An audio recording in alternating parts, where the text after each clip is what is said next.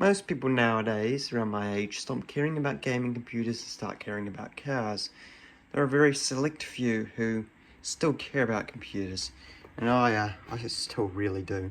It's always been one of my passions. Well, not only computers, but mobile devices like phones. This is not a great example, but it is a phone, and I use this particular phone for computers that don't have an internet connection. So this one here.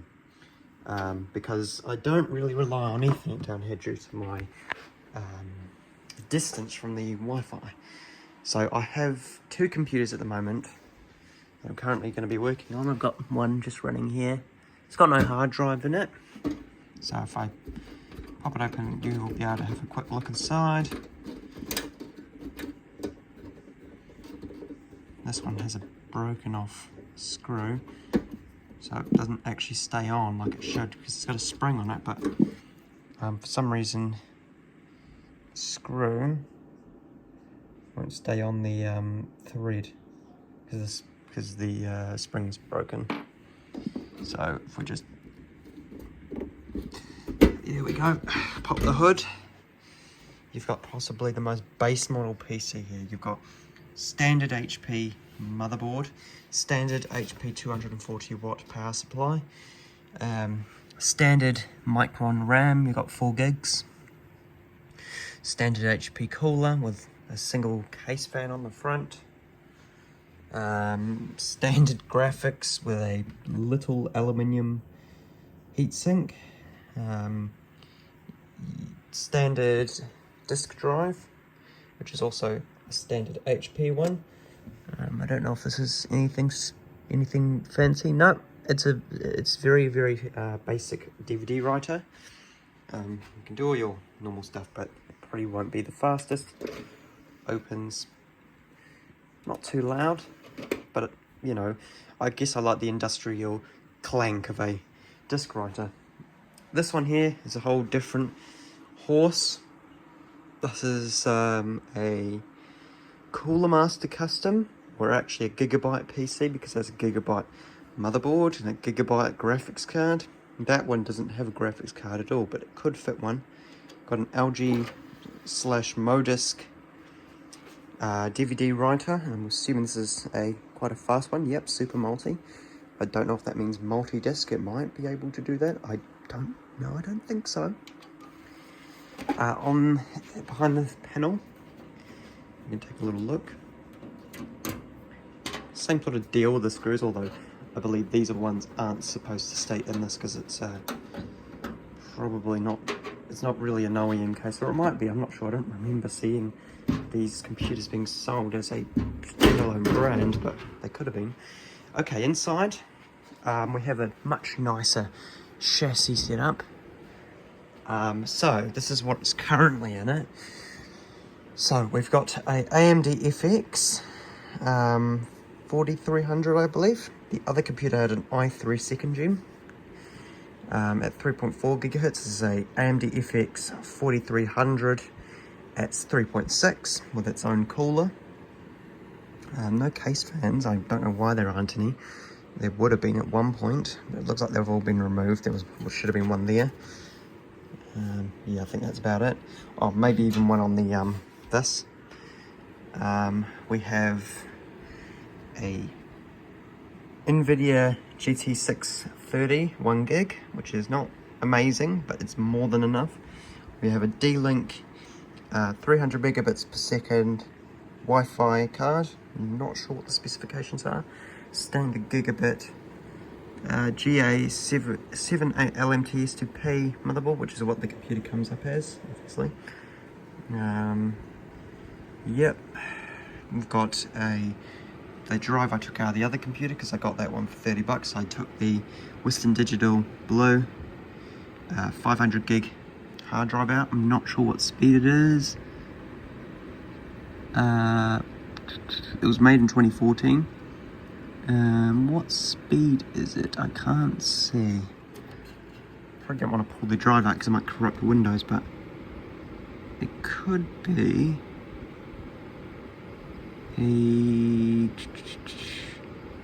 not sure. I probably have to write that a bit later. So that's occupying one of the SATA ports. We've got 3 there. However, I could probably get a whole set of new cables if I wanted to do some more. Just looking, and I saw that there are a few more. There's another Molex right there.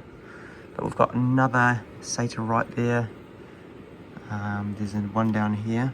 So it's free. This looks to be some sort of aftermarket power cord for the SATA. I believe these are the power. It looks like there's only 2 free, but we've actually got a 4-slot caddy.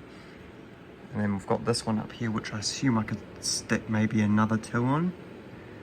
Or maybe just some smaller hard drives, maybe some 2.5 SSDs. There is no M.2 as far as I can see. Which is fine, because I don't really need to use an M.2. The only reason my laptop uses one is because it's a small form factor laptop and it has AMD as well. It's quite good at that laptop. Yeah, so there's the graphics card. If you want a closer look, I'll try and zoom in a bit. You can't really see much, but it's a single fan unit. Quite small. Has VGA, DVI, and our best friend HDMI. So it's a 2012 card. That's the network down there. So as you can see, I've got a one of these, and it's got its little lights. You can get which indicate power and network. Also, little things saying connect your monitor here. Do not connect it here, because there's a little, I'm not sure why they're there. Probably for older people. Yeah, pretty standard. Nice, nice and clean. Cable management's not too bad. It's reasonable. It was better than what I usually do, but I've used quite a lot of cable ties. I like this cooler though. It's quite nice. But we do have a lot of free cables, unfortunately, which may become a problem because it does kind of freak me out a little bit. Like, they're really close to the edge of the case and they look to be plugged in. Well, this one might not be, I'm not sure, but it could also be useful if I wanted to plug something else in. I'm not sure if the case fan would go there on that plug. It's been a while since I've owned a PC like this, and this one I would like to keep, but I intend to sell at some point, as with the other one. We've got 8 gigs of RAM, and I believe it's 600 megahertz, so it's pretty old, so I may have to consider upgrading it. It is DDR3, if you're wondering. Yeah, and I got this rig without the hard drive for $50, so pretty good, I would say. I can probably get another one for a little bit more with a drive, but I'll wait until business goes up a bit. As you can see, it's running on that monitor. So yeah, at the moment I'm doing a test on it and using it for Flight Simulator 10. There's a cat out there just before. Turn the camera to see if... Oh no, it's gone. Okay. So I'm just going to pop the camera down in a second because I've got to put the case right back on. Because I need to put it on properly for my peace of mind. Right. Pick up those screws so they don't fall off. Right. This one is a little bit more finicky, but once you get it on and do it properly, it's all right. Very finicky. Right, there we go. And it's not really going on, is it? Oh, I see why. It's a problem I always run into with this case, is I'm not lining up the little locking part. I do think the door might be slightly warped too, or the little hook thingy on the back where the lock comes through, which stops you from opening up the computer without a key. Ugh, Christ, let's not drop all the stories. Where did it go? Probably behind the computer, didn't it? Yeah, it'll be somewhere. Just pop the top one in. Yeah, I say top one, it's not really specifically screws, I can't tell. I've dropped it down the back of the... That was pretty clumsy. Oh, it's right there.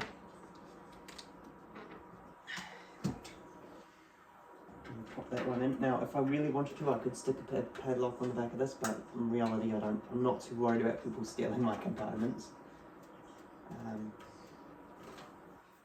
But yeah, it's like straight onto the chassis of the computer.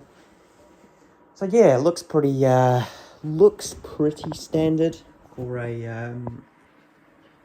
early 2010s possible gaming computer, if you want to even call it that. I would say it is. You can play FSX on ultra high, so that's pretty decent.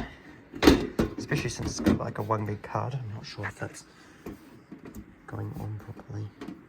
I've always had trouble with these HP lights, but I've gotten pretty good at closing them, so it's a fucking pain in the ass, these ones. And I'm having to do it with one hand too. Ugh. Just pop the phone down real quick. Just put it on properly. Not really a great view, but oh shit. Yeah, I'm gonna have to go. Actually, I can just.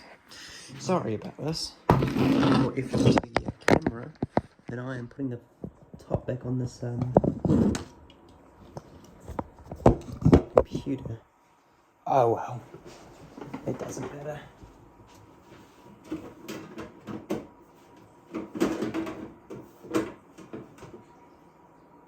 Christ.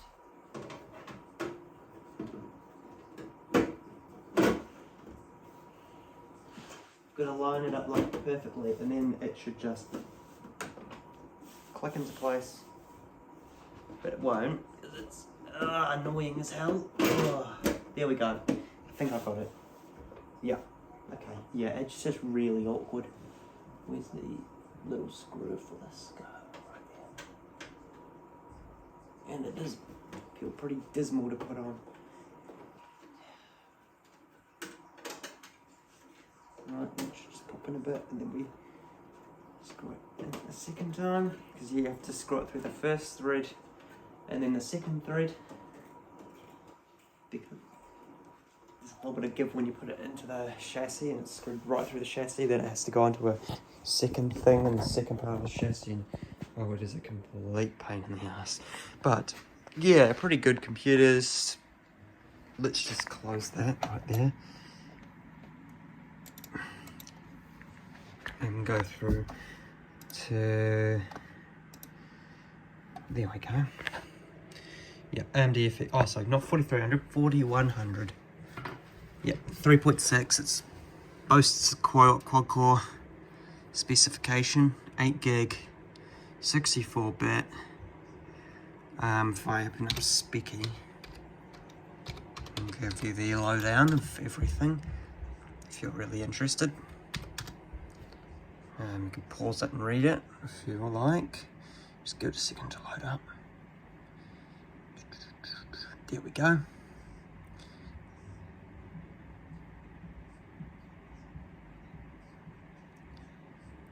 Okay, so pretty neat. Nice little computer. It has a little FX unlocked processor, which is like, ooh, you can do lots with it, and I'm not sure how much you'll be able to do with it. But it'll be nice for people who like knowing that sort of thing. Anyway, thank you for watching.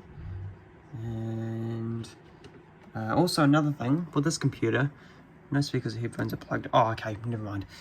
I installed all the sound drivers and everything, and I was wondering, why isn't the volume working? Because I thought it would work even if you didn't have speakers plugged in. And I realised, oh, well, since it doesn't have a PCK speaker like this, you need the speakers plugged in, which is something I should have already known, but I'd forgotten. It's been a while again. So, see you later.